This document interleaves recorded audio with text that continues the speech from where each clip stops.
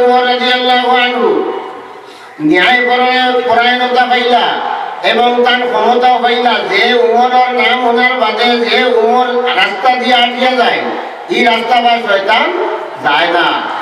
এর লাগিয়া তবিবাতের মধ্যে যদি কোনো মানুষের রাত্রিবেলা ঘুমাই যায়, ঘুমাইতে সময় যদি ডরাই যায়, ঘুমোর ডরাইয়া উঠি যায়, এলাকার অবস্থা যদি কোনো মানুষের হয় তাহলে এই ব্যক্তির ঘুমাইবার আগে যদি হযরত উমর রাদিয়াল্লাহু আনহুর নাম মুবারক ইয়া উমর শব্দটা যদি কপালের মধ্যে অথবা নাভির উপরে দেখিয়া ঘুমাই যায় তাহলে এই ব্যক্তি আর ঘুম থাকিয়া ডরাইয়া উঠত না। এগুলো তবিবাতের মামলা। হাজরিন, উমর রাদিয়াল্লাহু তাআলা আনহুর মতো ব্যক্তি যখন কবরের বারো দাঁড়াইতাম, কবরের বারো দাঁড়ানির বাদে হযরত উমর রাদিয়াল্লাহু আনহু ওলা খান দিতা। হযরত উমর রাদিয়াল্লাহু আনহু চক্ষু তাকিয়া জল বাইর হইতো, আর চক্ষু তাকিয়া জল বাইর হইয়া আপনার দাড়ি পর্যন্ত ভিজিয়া যাইত। সাহাবায়ে কেরাম বলে দেখিয়া কইল, খলিফাতুল মুসলিমিন, আপনি এমন এক ব্যক্তি যে ব্যক্তি সম্পর্কে আল্লাহর হাবিব সাল্লাল্লাহু আলাইহি ওয়াসাল্লামে দুনিয়া থাকা অবস্থায় জান্নাতের বশারত দিয়া গেছেন, জান্নাতের আল্লাহর খুশখবরি দিয়া গেছেন, সুসংবাদ শুনাইয়া গেছেন। ও ওমর, আপনি তো ইলাই জান্নাতি মানুষ। আল্লাহর রাসূল সাল্লাল্লাহু আলাইহি ওয়াসাল্লামে 10 জন সাহাবীর ধরে দুনিয়ার থাকা অবস্থায় বেহেশতের সার্টিফিকেট দান করিয়া গেছেন। সার্টিফিকেট দুনিয়ার থাকতে দিলেছেন। এই 10 জনের মাঝে হযরত উমর ইলাই একজন। তো জিজ্ঞাসা করো, উমর, আপনি তো ইলাই জান্নাতের সার্টিফিকেট প্রাপ্ত মানুষ, এরপরে আপনি কবরের ভালো দাঁড়াইয়া অত কান্নাকাটি এখানে করেন। হযরত উমর রাদিয়াল্লাহু আনহু ফরমায়, ও মুসলমান ভাইয়ানে, এই যে কবরের যে ঘাট যেটা আছে এটা হইল আখিরাতের সর্বপ্রথম ঘাট। দুনিয়ার শেষ ঘাট হইল মৌতের ঘাট, আর কবরের প্রথম ঘাট হইল আপনার আখিরাতের প্রথম ঘাট হইল দিয়া কবর।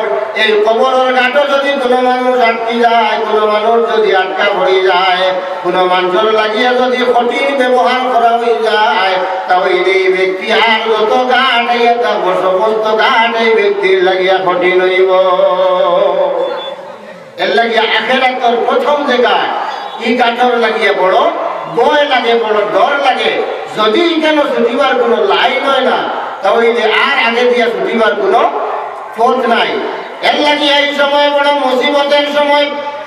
আর আপনার আমার যে অবস্থা, আপনার আমার যে মামলাত, দুনিয়ার কোনো মানুষ দুনিয়ার থাকা অবস্থায় আপনার কোনো ভাই যদি বিপদে পড়েন বা প্রতিবেশী কোনো এক ব্যক্তি যদি বিপদে পড়েন, আপনি আপনার কাছে যদি সাহায্য চান, তাহলে এই ব্যক্তির এই মুসিবত ফেলাই আপনি সরিয়ে আইতা না, দুনিয়ার তোলা না।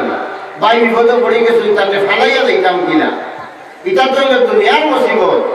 আর আখিরাতের সর্বপ্রথম ঘাট, যে ঘাট মানুষ আটকিলে আখিরাতের প্রত্যেকটা ঘাট কঠিন হইয়া দাঁড়াইব।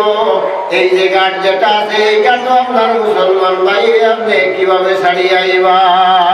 এর লাগিয়া আপনার লাগিয়া উচিত হইল, আপনার লাগিয়া দরকার হইল, যখন মহিত দাফন করি লইবা, দাফন করার বাদে আপনিও কবরের ভালো যা জানেন তিলাওয়াত করবা। তিলাওয়াত করিয়া এই মুর্দা পাই যাই না, এই মুর্দা পাইর লগে বা বনির লগে আপনি আল্লাহর দরবারে মাগফিরাতের দোয়া করবা। আর এই যে মুসিবতের ঘাট আছে, ও মুসিবতের ঘাটও আপনার তিলাওয়াত দিয়া, আপনার দোয়া দিয়া এই মুসলমান ভাইরে আপনি সাহায্য করবা।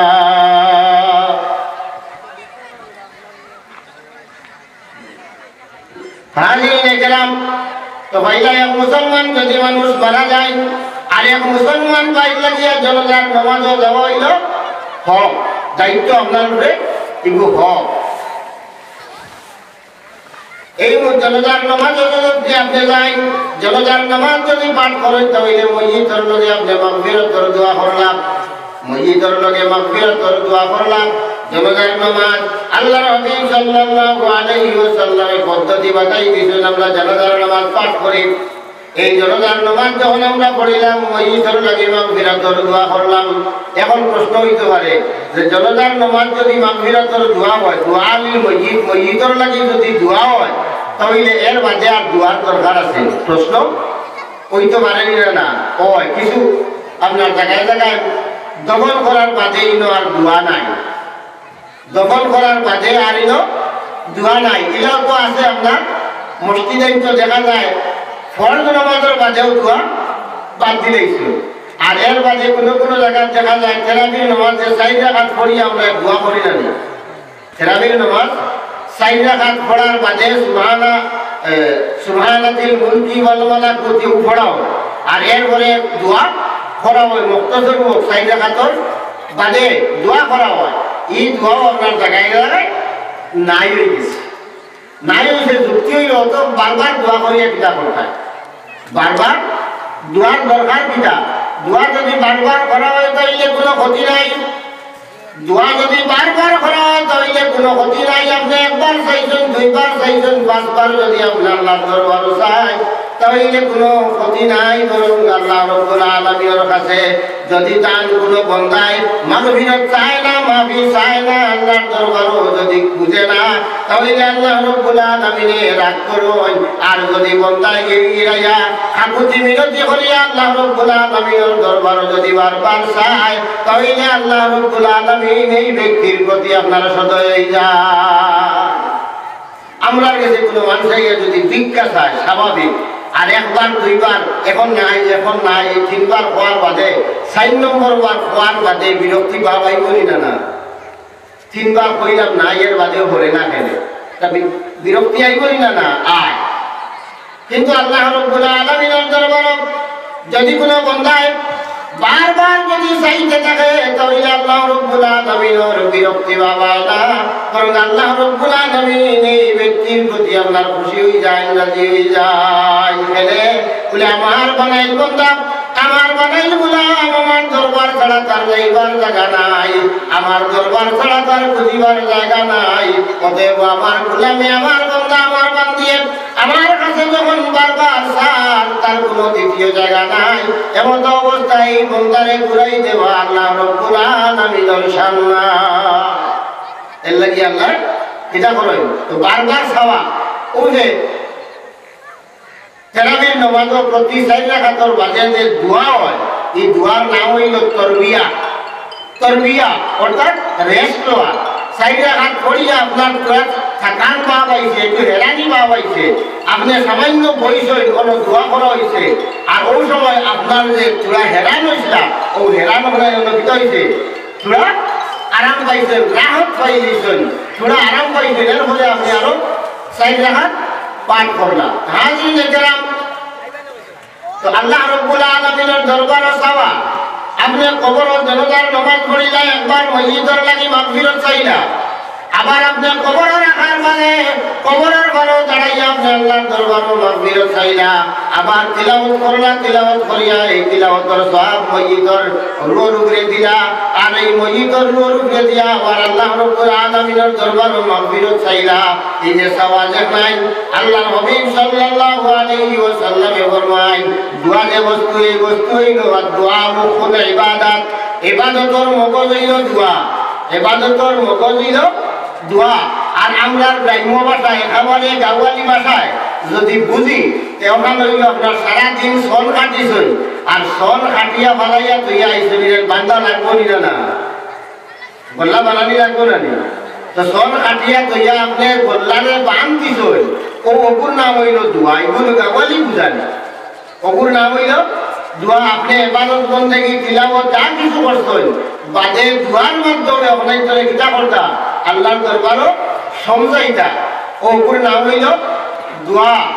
তো আপনি যে মসজিদে আল্লাহর হাওয়ালা করিয়া রাখছেন, মিল্লতে রাসূলের উপরে রাখছেন, মিল্লতে রাসূলের উপরে রাখিয়া এই মসজিদ বেটা হোক অথবা বেটি হোক, পুরুষ অথবা মহিলা যাই হোক না কেন, আপনি আল্লাহ রাব্বুল আলামিনের দরবারও তামনে সফরত করিয়া আইবা।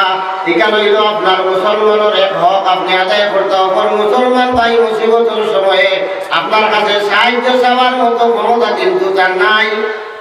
তার বলিলে সময় খবর নিয়ে জানতে কইব এই কইটা আমার পানি বলে আমার লোকে তোরা দোয়া করিয়া দেখা, তার পানি কইটা পারতা নাই।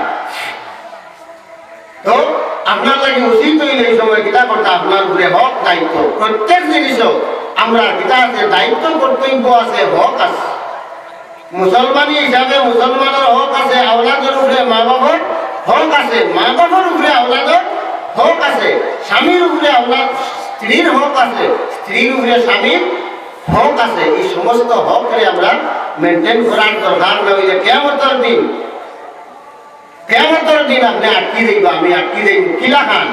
আল্লাহ রাব্বুল আলামিনের হুকুকুল ইবাদ এবং হুকুকুল্লাহ দুই জাতের হক। একটার নাম হইল আল্লাহর হক হুকুকুল্লাহ, আরেকটার নাম হইল হুকুকুল ইবাদ বান্দার হক।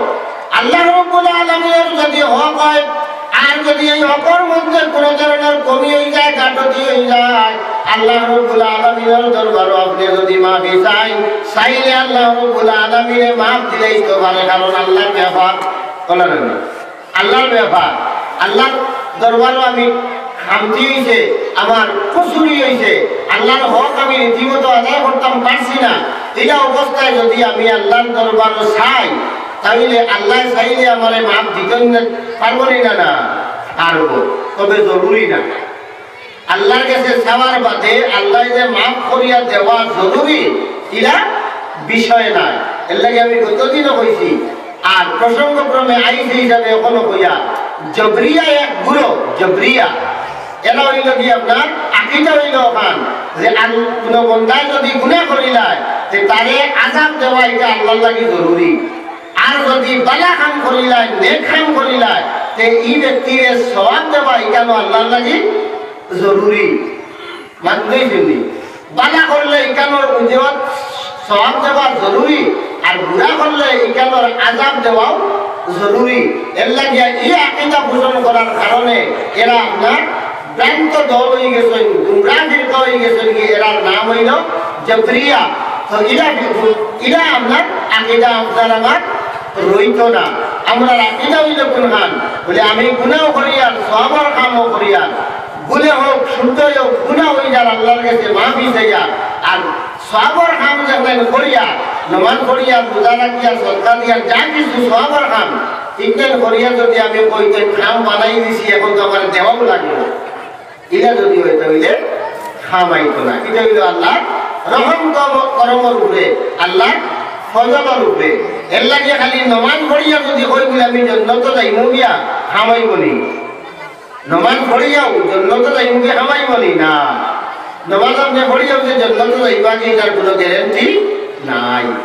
আল্লাহর যদি ফজল আর দয়া হয় না, আল্লাহর ফজল আর দয়া ওইতে হইলে কিতা লাগবো, আল্লাহরে রাজি করা লাগবো, আল্লাহরে খুশ করা লাগবো, তখন আপনার উপরে আল্লাহ মায়া করতা, দয়া করতা। আজ যদি গেলাম তো মুসলমানের হক মুসলমানের উপরে, স্বামীর হক স্ত্রীর উপরে, স্ত্রীর হক স্বামীর উপরে।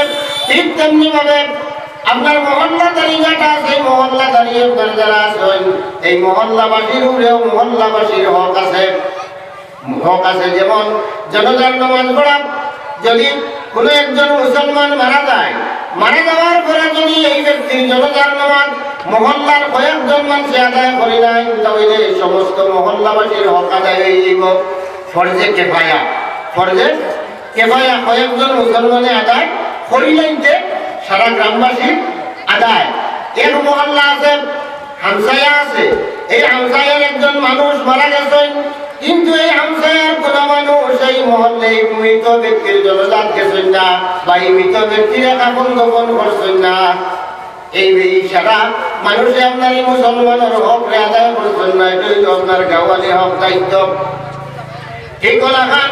যেমন রমজান মাস হওয়ার পরে ইতিকাফ করা, রমজান মাস হওয়ার পরে ইতিকাফ করা, এই ইতিকাফের মানে তিনটা কাজ। একটা হইল ইতিকাফে ওয়াজিব, আরেকটা হইল মুস্তাহাবি ইতিকাফ, আরেকটা হইল কি আপনার ইতিকাফে সুন্নতে মুআক্কাদা, মুআক্কাদায়ে কিফায়া। সমস্ত গ্রামবাসীর পক্ষ থেকে কমপক্ষে একজন মানুষ আপনার মসজিদে ইতিকাফের লাগিয়া 10 দিন করে লাগিয়া ইতিকাফ করতে হইব। আর যদি সমস্ত মহল্লাবাসীর মানুষের মধ্যে গিয়া কোন একজন মানুষ যদি রমজান মাসের শেষ 10 দিন ইতিকাফ করেন না, তাহলে এই হামসায়ার যত মানুষ হইবা এই সমস্ত মানুষ সুন্নতে মুআক্কাদায়ে কিফায়া তরক করার কারণে সমস্ত হামসায়ার মানুষ জবাবদিহি হইবা। হামসায়া এক বান্ধ আছে না, এর লাগিয়া হামসায়া দাঁড়িয়ে যে আগের থেকে যারা চলিয়া আর আমরা পূর্বপুরুষ যারা আসলা এরা জেলা খান চালাইয়া গেছেন, বর্তমানে যারা চলিয়া যা এটা নিয়ম নীতির ভিতরে চলেন না ওলাকার নিয়ম নীতির ভিতরে আমরা চলা লাগবো ওলাকার নিয়ম নীতির ভিতরে আমরা টাকা লাগবো আল্লাহ রাব্বুল আলামিন আমরা প্রত্যেকের তৌফিক দান করুক আজকের যে মাহফিল এই মাহফিল নিয়ে আমরা লাগি আল্লাহ রাব্বুল আলামিন কিয়ামতের দিন নাজাতের বাঈদ আল্লাহ বানাই দিবা দাঁড়ায় হোক আল্লাহুম্মা আমিন হাজিরিনে কেরাম তো আমি আর আলোচনা আমার আগে দিন না আমি আমার আলোচনার ওখানে শেষ করতাম চাইয়া আর দোয়া তো ইনশাআল্লাহ নিজাম হিসাবে তশরিফ যেহেতু আনবা ইনশাআল্লাহ দোয়া তো নিজাম হিসাবে করবো আর সাল্লাল্লাহু আলা সাইয়্যিদিনা মাওলানা মুহাম্মদ ওয়া আলা আলিহি ওয়া আসহাবিহি ওয়া সাল্লাম সাল্লাল্লাহু আলা সাইয়্যিদিনা মাওলানা মুহাম্মদ ওয়া আলা আলিহি ওয়া আসহাবিহি ওয়া সাল্লাম সাল্লাল্লাহু আলা সাইয়্যিদিনা মাওলানা মুহাম্মদ ওয়া আলা আলিহি ওয়া আসহাবিহি ওয়া সাল্লাম আল্লাহুম্মা আমিন ربنا آتنا في الدنيا حسنة وفي الآخرة حسنة وقنا عذاب النار وادخلنا الجنة مع الأبرار يا عزيز يا غفار يا رب العالمين يا أرحم الراحمين يا أرحم الراحمين يا أرحم الراحمين أي الله يا أرحم الراحمين أقدر من تبدي أخلق أي الله يتمعلت خريا أي الله يا أرحم الراحمين أي موفيل لشغيكنا الله أقدر من تبدي أخلق ونترم لوني بقبول فرماه يا أرحم الراحمين أي الله أقدر من تبدي أخلق في وسوقات